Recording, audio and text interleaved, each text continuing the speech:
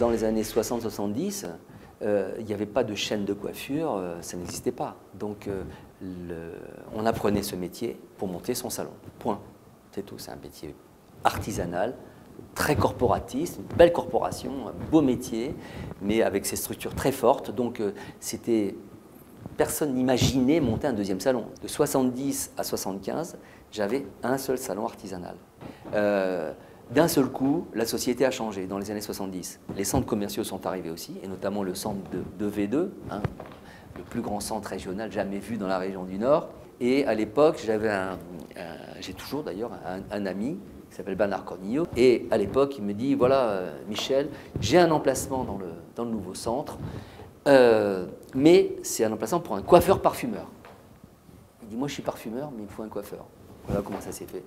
Et je n'ai pas discuté 2 secondes, j'ai dit, j'y vais.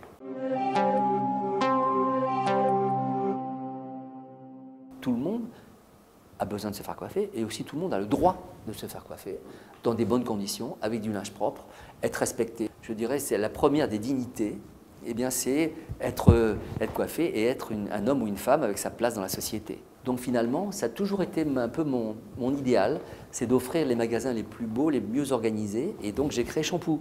Parce que Shampoo, j'avais vu un film de Warren Beatty qui s'appelait Shampoo, à l'époque, et donc c'était l'histoire d'un coiffeur fou qui voulait monter son salon, enfin c'était absolument dingue.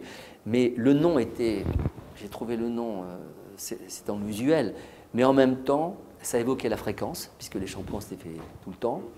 Ça évoquait bien la coiffure, donc compréhension rapide. Et puis c'était pas mon nom, parce que je voulais faire quelque chose de différent.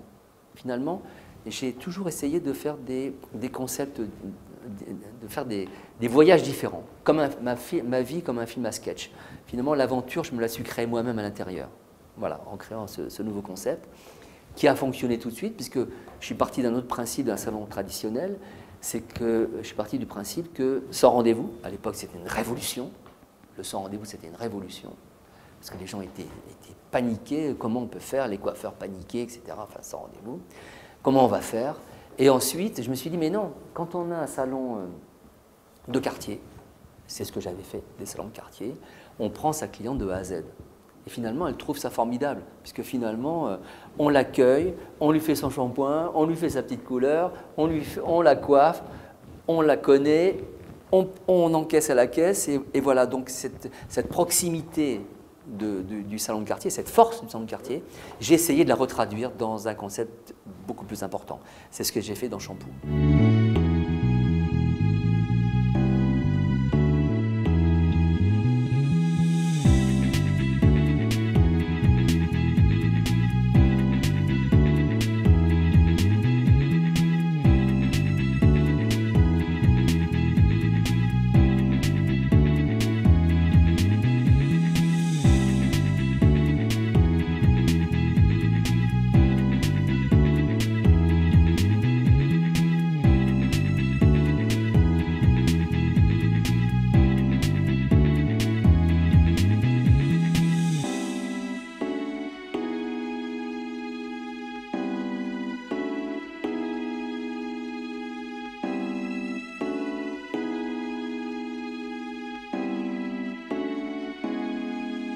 Un salon de coiffure, c'est un théâtre.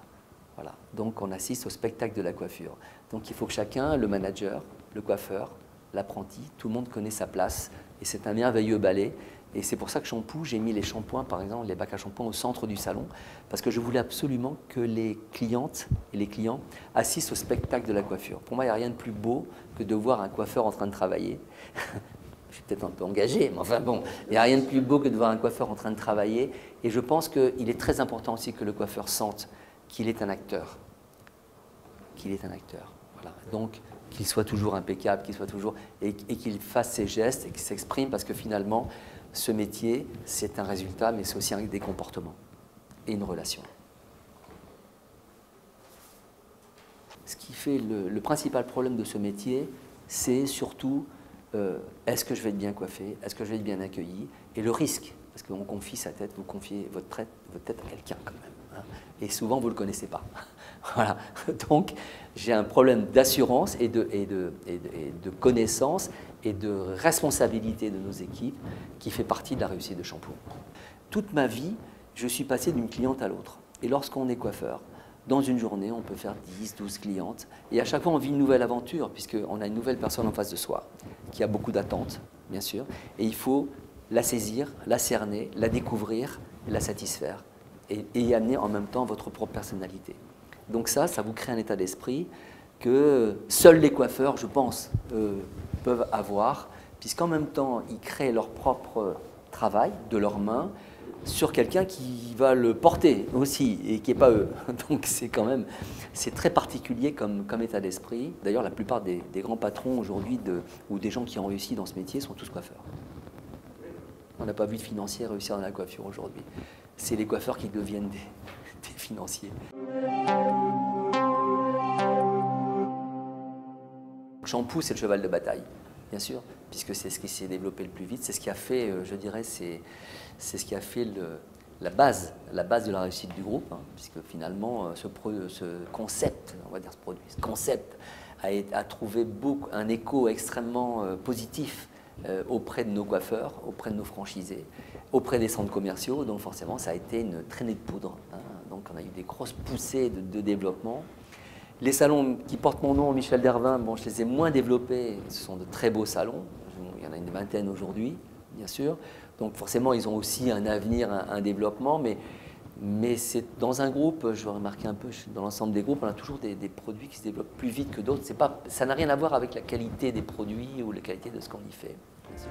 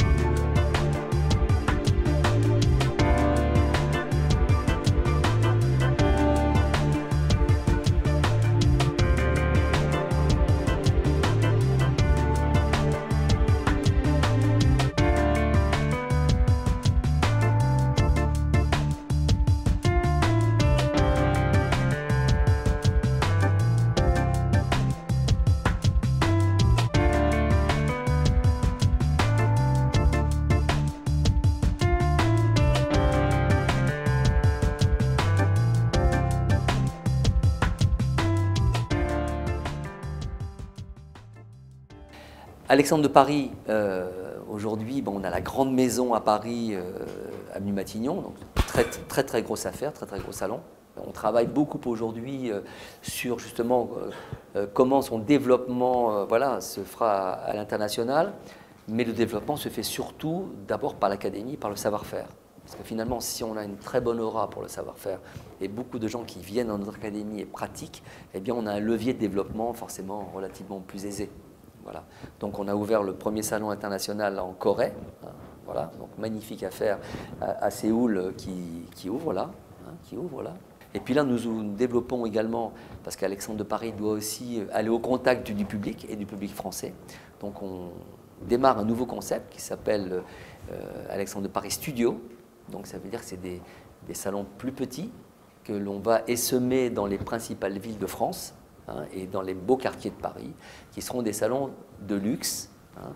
Ensuite, je fais une pirouette pour aller sur le low cost, puisque on couvre aussi le low cost, puisque nous avons créé un concept qui s'appelle 50, donc avec le premier pilote qui a été fait par Vincent-Maurice à Lille. Donc les grands essais pour l'international et le national se font à Lille.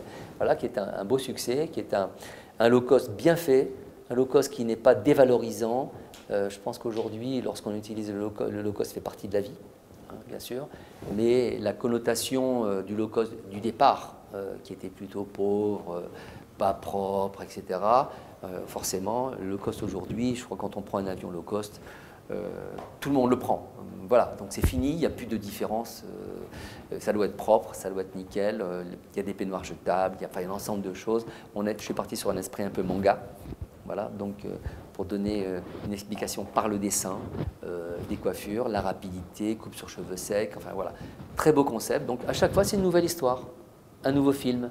Voilà, il faut le jouer à fond, y mettre les acteurs dedans qui ont envie de jouer ou qui sont adaptés à ce rôle. Et la coiffure, aujourd'hui, doit bénéficier à tous. Voilà. Et c'est pour ça que j'ai toujours voulu faire de très beaux magasins, d'abord par respect pour mes clientes, par respect pour mes équipes, parce que c'est un univers extraordinaire d'échange.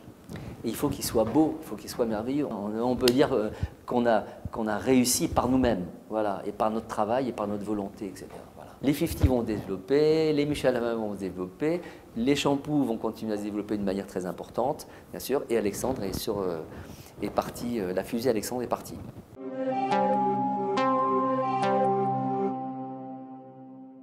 Et je souhaite une belle réussite à tous, qu'on continue à porter aussi beaucoup de bonheur à toutes les femmes que l'on coiffe en France, en Europe et à travers le monde, parce que ça, je pense que c'est quelque chose d'extrêmement important. Et puis, quelque part, un petit cocorico ch'ti, voilà, on peut le dire, de cette culture du Nord et cette culture française, qu'elle soit une vraie transmission de bonheur et de beauté. Voilà.